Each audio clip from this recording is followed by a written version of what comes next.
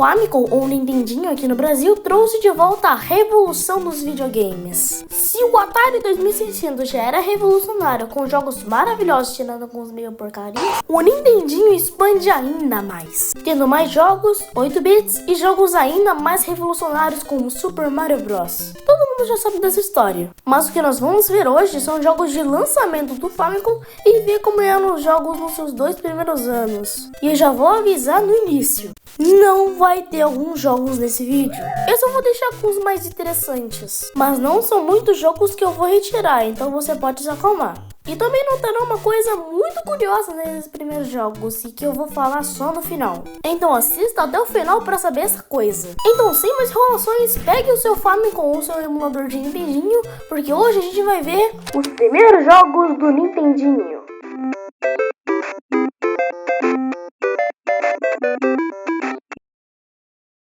Para começar, vamos voltar no dia 15 de julho de 1983, o dia em que é lançado o Family Computer, ou Famicom, nas lojas japonesas. Junto do console, que vinha com 2 controles, ele vinha com 3 jogos que os jogadores poderiam já jogar. O primeiro dos 3 é Donkey Kong, o sucesso absoluto dos arcades que salvou a Nintendo, pois foi revolucionário. O objetivo é resgatar a Pauline das mãos do Donkey Kong numa construção enquanto você controla Jumpman, que embora nessa época já tinha o nome de Mario, manteve o nome original no port.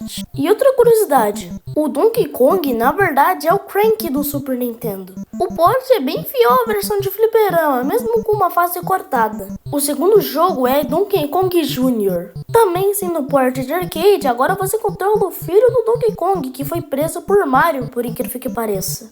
O modo de jogar é diferente. Ao invés de ter escadas e várias plataformas, você se segura em cipós para chegar mais alto e salvar o seu pai. O último jogo é Popeye, que seria Donkey Kong quando estavam desenvolvendo o jogo de 1981. Nesse jogo, que também é um port de arcade, você controla Popeye e o objetivo é pegar itens jogados por Olivia até uma quantidade determinada. Para dificultar a situação, Brutus vai tentar te pegar, que nem os fantasmas de Pac-Man.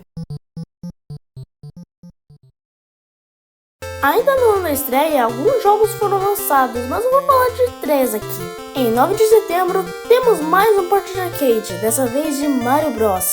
Gameplay, gráficos e músicas foram muito bem portadas aqui e continuam bem desafiante igual ao original. Nesse jogo, Mario e Luigi precisam eliminar caranguejos, tartarugas e outros inimigos dos esgotos de Brooklyn, tudo batendo neles por baixo e chutando pra fora. Em 7 de dezembro, ou seja, na época do Natal, temos Baseball, o primeiro jogo totalmente novo e simples de entender do console. Assim como nas partidas da vida real, o objetivo é fazer maior número de corridas e marcar pontos. Mesmo sendo bem datado para os padrões de hoje, Baseball foi o terceiro jogo mais vendido do Famicom no primeiro ano de lançamento, perdendo para Mahjong e Mario Bros. O que ajudou foi no fato que na versão japonesa os atletas seriam atletas reais naquela época, enquanto a versão americana são só jogadores genéricos. E para fechar, em 12 de dezembro, temos Donkey Kong Jr. Math. O nome já é bem autoexplicativo caso você entenda um pouco de inglês. Você deve fazer contas de matemática para conseguir vencer o seu amigo. Sim, esse jogo tem 2 players. E sim, é tão chato quanto parece. E o fracasso foi tanto, mas tanto, que a Nintendo lá da América cancelou a linha de jogos educativos pro NES. Embora estivesse muito bem em questões de vendas, quase perto do Natal a Nintendo teve um problema sério com o console. Muitos jogadores estavam falando de um bug que travava a tela, que era causado por um chip. E sabe qual foi a ideia da Nintendo? Foi recolher os consoles e trocar toda a placa-mãe por garantia, o que atrasou o desenvolvimento de todos os jogos que nós vamos ver agora. Em 1984, todos os japoneses já queriam um Famicom. Vendendo mais de 10 milhões de cópias até o meio do ano, o console ainda estava muito bem sucedido e as crianças ainda estavam interessadas pelo console. E também a Nintendo já estava trabalhando no NES, que viria a ser lançado nas Américas. Em 14 de janeiro temos Tennis, que é um jogo simples, mas bem divertido que recria as partidas reais, tanto partidas para 1 ou 2 jogadores em versus ou duplas. Tem diferentes formas de rebater e os campeonatos duram 5 partidas, uma mais difícil que a outra. E só de easter egg, quem faz o papel de juiz é Mario. Em 2 de fevereiro temos Pinball. Assim como o tênis, Pinball é um jogo simples, mas muito divertido que você deve fazer o maior número de pontos. E que também divide a mesa em 2 telas. Tem também um minigame que tem Mario e Pauline, onde Mario move uma bola numa plataforma que nem Breakout, só que para salvar a Pauline. E em 18 de fevereiro saiu o Wild Gunman, que o jeito de jogar é bem diferente dos outros jogos. A Nintendo naquele dia lançou a Conceito Series Gun, uma arma de brinquedo, mas com visual bem realista, que permite atirar na tela e tem tiros acionados por feixes de luz na TV de tubo. Na América virou a famosa Zaper, mais longa, mais popular e mais infantilizada. Tudo que eu mais amo em uma arma só.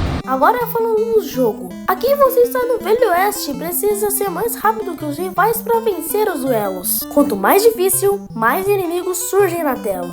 Agora, em 21 de abril, saiu uma lenda chamada Duck Hunt. O jogo é bem simples. Você controla a Zaper e deve atirar em patos e também em pratos. Mesmo sendo simples, é muito divertido atirar nos patos. E também, quanto mais rounds você passa, mais difícil fica. E o último jogo do console que utiliza a Zaper é Hogan's Island, que saiu em 12 de junho. Nesse jogo, você controla o policial em treinamento, que deve atirar em bandidos. Porém, tem inocentes como mulheres com bebês e outros policiais. Por isso, você precisa ter um olho rápido para não atirar no errado.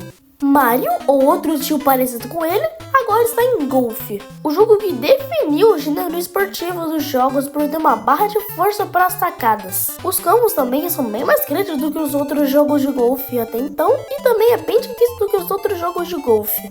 Dando sequência à série Donkey Kong, em 4 de julho temos Donkey Kong 3. Dessa vez, o gorilão invade a estufa de Stanley e causa uma confusão atirando insetos nas flores dele, enquanto Stanley tenta matar os insetos com um spray. Pois é, nada de Mario aqui.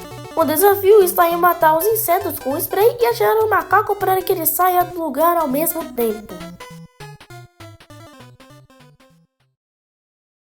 As 2 empresas que mais acompanharam a Nintendo nos 2 primeiros anos do console foram a Hudson e a Namco. E por isso, em 1984 tivemos Nuts and Milk, que foi o primeiro jogo Tampere lançado no Famicom, Map, o clássico jogo do ratinho policial, Chevios, famoso por ser um dos primeiros jogos de navinha na vertical, Boat Runner em estilo Donkey Kong com Bomberman como inimigo por algum motivo, Galaxian, jogo que se inspira até demais em Space Invaders, e o excelente port de Pac-Man por Famicom, que esse é bem melhor do que os outros ports de arcade. Mesmo com algumas limitações, essa versão é bem fiel graficamente falando, e também com a gameplay igual ao original fica belo.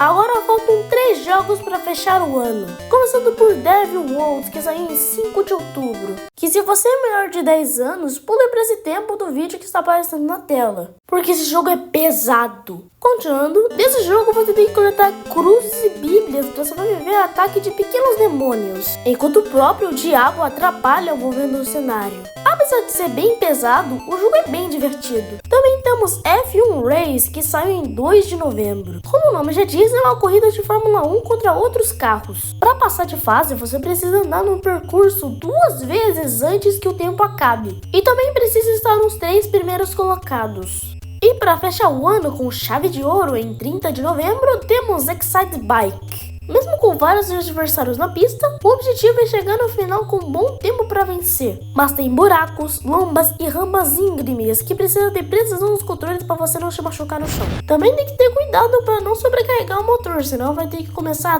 tudo de novo.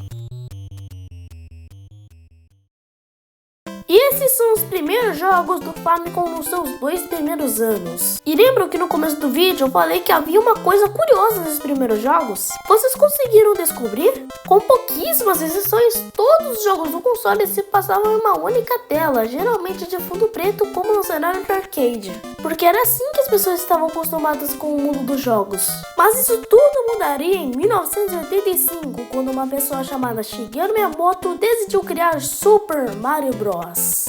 E você, já jogou esses jogos do Famicom? Você foi um sortudo de conseguir esse console nos anos 80 ou teve aqueles famosos clones brasileiros? Comenta para poder responder. E não se esqueça de dar um like se você gostou do vídeo, compartilhar com seus amigos e se inscreva no canal se não for inscrito. Obrigado por ter assistido o vídeo até aqui e tchau!